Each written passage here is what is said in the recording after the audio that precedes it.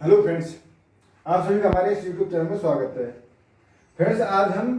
Differential calculation का lecture number 4 पढ़ रहे हैं और इसमें पढ़ने वाले हैं डेरिवेटिव ऑफ अ फंक्शन। यानी हमारे पास एक फंक्शन है, वो किसी दूसरे फंक्शन का फंक्शन है, तो उस कंडीशन में उसका डिफरेंशिएशन कैसे निकालते हैं हम, या इसको हम कहते हैं चेन रूल। यानी हमारे पास कोई फंक्शन है एफ, ये किसी और फंक्शन का फंक्शन है जी एक्स, या इसमें हमने इस एग्जाम्पल में हमने जो लिया है जी, ये फंक्शन है ऑफ एफ एक्स का, जी जो फंक्शन है वो एफ का फंक्शन है। तो उस कंडीशन में हम उसका डिफरेंशिएशन किस तरह से निकालते हैं, इसको हम चेन रूल भी कहते हैं।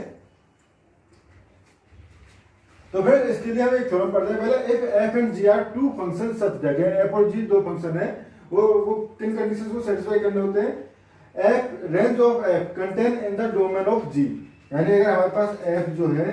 वो ए टू बी से डिफाइन है सी टू डी में, तो उस कंडीशन में हमारे पास f जो है यहां से डिफाइन है, तो उस कंडीशन में यहां पे कह रहा है f जो है वो अगर c टू d में डिफाइन है, तो g जो होता है होना है वो c टू d से में डिफाइन होना चाहिए। यानी f a टू b में डिफाइन है और वो डिफाइन कहां पे कर रहा है, वो कंटेंट कहां पे कर रहा है, f जो फंक्शन की वैल्यू है वो c और d में, तो जो g फंक्शन है वो c और d में डिफाइन होना चाहिए। सेकंड है हमारे पास f is differentiable at x बराबर c, यानी जो x बराबर c है पॉइंट उस पे f को डिफरेंशिएबल होना चाहिए। सेकंड है g is differentiable eight fc, यानी जो fc जो यहां से हम कह रहे थे, यहाँ पे जो f की वैल्यू जो डिफाइन कर रही थी वो fx की वैल्यू होंगी, उस पॉइंट पे इस g को डिफाइन होना चाहिए। देन GOF को क्या लिख सकते हैं हम, g जो फंक्शन है ऑफ fx का इज डिफरेंशिएबल एट x बराबर c, और इसको डिफाइन किस तरह से करते हैं, derivative of G O F X C बराबर जी डैश एफ सी, यानी पहले जी का डेरिवेटिव निकालेंगे और सिंपली उसको एफ सी की फॉर्म में लिख देंगे, उसके बाद एफ डैश सी का डेरिवेटिव निकालेंगे। तो इस तरह से हम किसी फंक्शन के डेरिवेटिव को निकाल सकते हैं। अब इसका हम प्रूफ पढ़ते हैं कि इस तरह इसको किस तरह से प्रूव कर सकते हैं कि ये जो है वो ट्रू है, अगर ये कंडीशन सेटिस्फाई है तो ये ट्रू है। फर्स्ट है हमारे पास f इज डिफरेंशिएबल, पहले इसमें बात करें f is differentiable at x बराबर c, तो यहां से हो गया हमारे पास limit x tend to c, और ये हो गया fx minus F C upon x minus c, क्योंकि जो f जो है वो डिफरेंशिएबल है c पे, तो यहां से डिफरेंशिएशन की डेफिनेशन हो गई, ये हमने सॉल्यूशन कर रहे हैं यहां से। और सेकंड है हमारे पास g is differentiable at F C, तो यहां से अगर g डिफरेंशिएबल है तो यहां से limit F X tends to F C, तो उस कंडीशन में हमारे पास g of F X minus, या जी ऑफ एफ एक्स लिख सकते हैं, या इसको लिख देते हैं g dot F X minus g dot F C upon F X minus F C. Friends, इसको हम बेसिकली गॉफ भी बोलते हैं, GOF को गॉफ भी बोलते हैं हम इसको, और FOG को फॉग बोलते हैं, तो ये भी बोलते हैं। फिलहाल तो हम यहाँ पे ये हमने इसको डिफाइन कर दिया। अब हमें शो करना है कि जो ये फंक्शन है GOF है g ऑफ एफ एक्स, ये फंक्शन जो है एक ही बात है फ्रेंड्स, ये फंक्शन जो है x बराबर c पर डिफरेंशिएबल होगा, तो x बराबर c पर डिफरेंशिएबल होगा, उसके लिए पहले हमें शो करना होगा कि वो x बराबर c पर कॉन्टिन्यूअस है या नहीं। तो x बराबर c पर कॉन्टिन्यूअस चेक करने के लिए पहले हम देखते हैं g जो है वो कॉन्टिन्यूअस है एफ सी पर, क्योंकि g जो है डिफरेंशिएबल है एफ सी पर।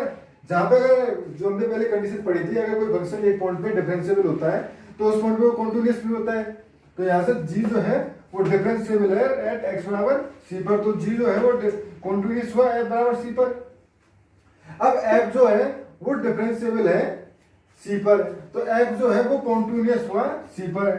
तो यहां से हम कह सकते हैं इन दोनों के हेल्प से कि ये x बराबर c पर जो कॉन्टिन्यूअस f है, तो कॉन्टिन्यूअस f की जो वैल्यू है वो भी कॉन्टिन्यूअस है, और जो g की वैल्यू जो है वो भी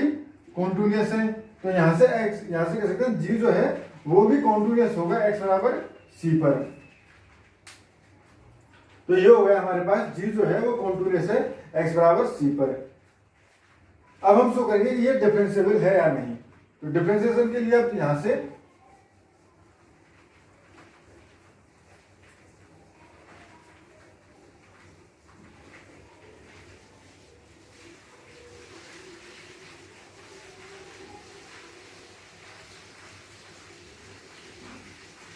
ये हो गया हमारे पास limit x tend to C G O F X minus G O F C upon X minus C. और इसको हम क्या लिख सकते हैं, इसको हम चाहें तो लिमिट x टेंड टू सी, या यहीं पे लिख देता हूं मैं, नेक्स्ट टर्म में हम यहाँ पे लिख सकते हैं, अगर एट एक्स माइनस सी का मल्टीप्लाई डिवाइड करें और एफ एक्स माइनस सी का ही डिवाइड करें, तो ये हो गया हमारे पास, लिख सकते हैं इस तरह से, कोई प्रॉब्लम नहीं है क्योंकि ये इसकी वैल्यू 1 है। ये हो गया हमारे पास, तो यहां से इसको लिख सकते हैं लिमिट एक्स टेंड टू सी, ये हो गया हमारे पास G O F X minus G O F C, और यहां से आ गया हमारे पास, इसको हम यहाँ पे ला रहे हैं, तो ये हो गया F X minus F C, और यहां से ये हो गया F X minus F C upon ये हो गया एक्स माइनस सी, ये वाला एक्स माइनस सी यहाँ जाएगा एक्स माइनस सी, तो ये हो गया हमारे पास, ये मल्टीप्लाई में है फ्रेंड्स। अब चूंकि लिमिट जो है वो limit X tend to C M dot N वाला फॉर्मूला हो, तो limit X tend to C M dot limit X tend to C N, इस तरह से लगा सकते हैं एम डॉट एन की कंडीशन में। तो यहां से ये लिमिट जो है 2 पार्ट्स में डिवाइड हो जाएगी, ये हो गई लिमिट एक्स टेंड टू सी। अब ये जो है डेफिनेशन ये है हमारे पास, ये सिंपली यहाँ पे, ये यहाँ पर है हमारे पास, ये क्या शो कर रहा है, जी डेरिवेटिव ऑफ एफ सी, क्योंकि जी डेरिवेटिव ऑफ सी ये हमारे पास शो किया था हमने पास, और ये हो गया हमारे पास dot F dash C.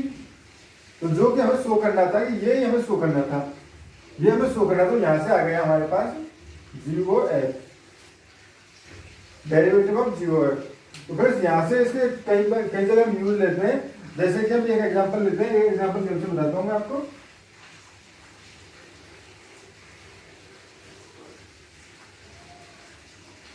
Suppose कि हमारे पास एक एग्जांपल है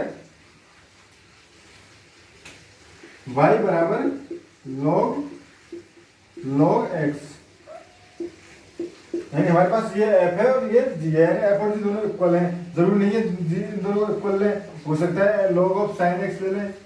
log ऑफ sin x, तो उस कंडीशन में अगर हम देखें तो ये इसका डेरिवेटिव हो जाएगा dy अपॉन dx निकालते हैं, तो हम सिंपली पहले इसका डेरिवेटिव, तो log ऑफ sin x का क्या होगा 1 अपॉन sin x, इसका डेरिवेटिव निकालने के बाद sin x का डेरिवेटिव निकालना है, तो sin x का हो जाएगा cos x, ये हो गया हमारे पास cot x। तो इस तरह से हम डेरिवेटिव निकाल लेते हैं फ्रेंड्स। फ्रेंड्स नेक्स्ट वीडियो में हम कुछ एग्जांपल लेंगे जो कि डिफरेंशिएशन से रिलेटेड कुछ एग्जांपल होंगे, सॉल्व एग्जांपल, तो उसके लिए आप मेरे यूट्यूब चैनल से जुड़े रहिए। Thank you friends.